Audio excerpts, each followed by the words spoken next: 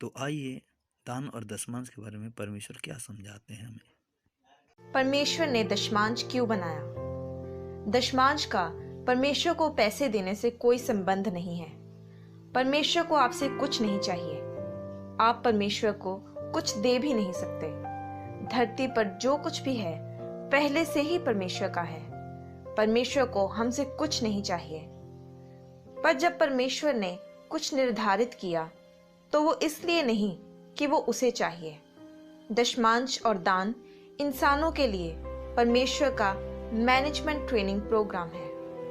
परमेश्वर को हमसे एक पैसा भी नहीं चाहिए, पर फिर भी उसने कहा कि हर चीज का 10वां हिस्सा मेरा है। पर हम सिर्फ पैसों का सोचते हैं और ये हमारी प्रॉब्लम है। अगर आप जूतों की 10 जोड़ियां खरीदते हैं तो उनमें से एक आपकी नहीं है। अगर आप 10 ड्रेसेस खरीदते हैं तो उनमें से एक आपकी नहीं है।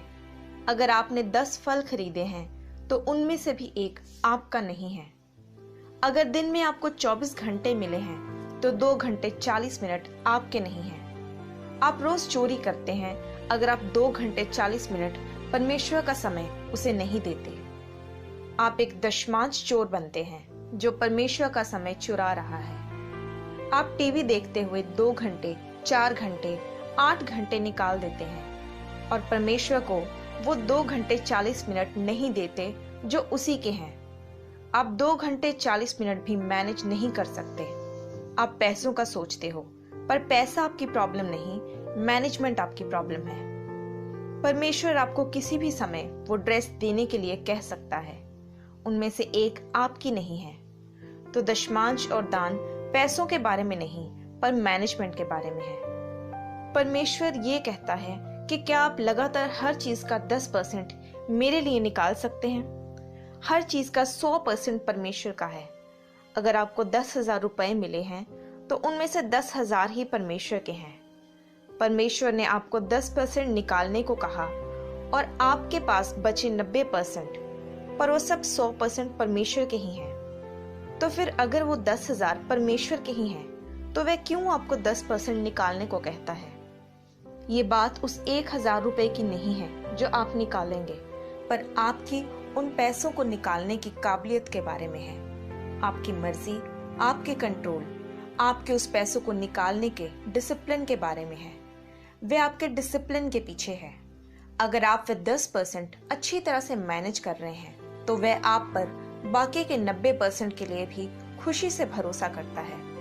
पर क्योंकि आप 10% में विश्वास योग्य नहीं रहते तो आप बाकी का 90% भी गवा देते हैं, जिसके कारण आपके पास कुछ नहीं रहता। तो फिर आप परमेश्वर को बताते हैं कि इस महीने के दशमांश मैं नहीं दे पाऊंगा क्योंकि इस बार पैसों में बहुत तंगी आई है। तो परमेश्वर भी कहता है कि तुम बोल क्या रहे हो, तुम्हारा उद्धार, तुम्हारी सैल्वेशन उस टाइथ में ही है। अब हम देखेंगे कि दशमांश देने से आपके जीवन पर क्या असर होता है। इनमें से हर शब्द मैनेजमेंट के लिए है। अगर आप अपने दशमांश और दान समय पर देते रहें तो पहले जो आपके जीवन में आता है वो है अकाउंटेबिलिटी, यानी हिसाब की जिम्मेदारी। दूसरा है डिसिप्लिन।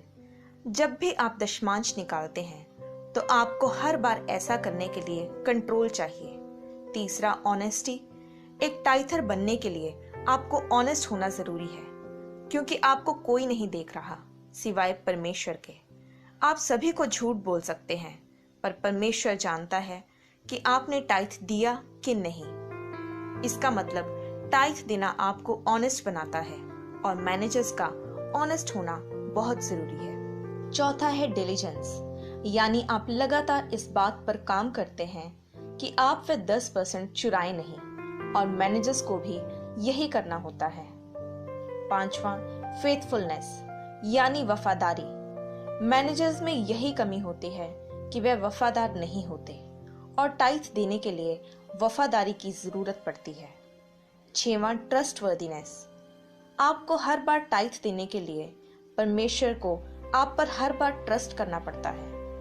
मैंने आपको एक मैनेजर के गुण बताए हैं। वे अकाउंटेबल होते हैं, डिसिप्लिन्ड होते हैं, ऑनेस्ट होते हैं, डिलीजेंट होते हैं, फेथफुल होते हैं और ट्रस्टवर्दी होते हैं।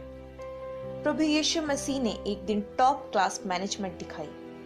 एक दिन जब 5000 लोग एक जगह पर थे और वे सब भूखे थे और ये औरतों और बच्चों को छोड़कर सिर्फ पुरुषों की गिनती थी, तो वह तकरीबन 12,000 लोग होंगे और वह उन्हें कुछ खाने को बांटने वाला था। मरकुस 6:40 में लिखा कि वे 100 और 50 की टोलियों में बैठ गए, यानी कि ये एडमिनिस्ट्रेशन थी, यानी प्रबंध करना। फिर उसने 5 रोटियां और 2 मछलियां रिसोर्सेज के तौर पर ली। उसकी तरफ देखा जिसके वो रिसोर्सेज थे, फिर प्रशंसा के तौर पर उसका धन्यवाद किया कि वह उन्हें उन रिसोर्सेज को इस्तेमाल करने दे रहा है। इसका मतलब कि वह चीजें आपकी नहीं हैं, पर वह किसी और की अमानत है। फिर उसने वह अपने चेलों को दी कि वह आगे लोगों को दे, यानी डेलीगेशन, यानी काम सौंपना। लोगों ने वह खाया और वह सब खाकर तृप्त हो गए। ये कस्टमर सर्विस थी और लिखा है कि चेलों ने हर टुकड़ा उठाया। आप ये इमेजिन करें कि 12,000 जन एक खुली जगह पर हैं और रोटियां और मछलियां तोड़ रहे हैं, तो आपको वहां रोटियों के टुकड़े और मछलियों की हड्डियां कैसे इकट्ठी करनी है जो वहां घास में गिरी होंगी। यूहन्ना 6:12 में उसने कहा कि बचे हुए टुकड़े इकट्ठे करके ले आओ कि कुछ भी वेस्ट ना किया जाए। आज लोग वेस्ट करने के कल्चर पर बने हैं और आज भी अगर आप कहीं बफे पर जाएं तो आपको पता है कि आपकी प्लेट छोटी पड़ रही है, पर फिर भी आप अपनी प्लेट को ऊपर तक भरते हैं, बैठकर खाते हैं और आधा खाना प्लेट में ही छोड़ देते हैं। आप एक बैड मैनेजर हैं और परमेश्वर इसे आपके नाम के साथ लिख लेते हैं। यीशु ने उन्हें क्यों टुकड़े इकट्ठे करने को कहा? वे टुकड़े जरूरी नहीं थे, पर वह उन्हें कुछ सिखा रहा था। आप टुकड़े भी वेस्ट नहीं करते। परमेश्वर के वचन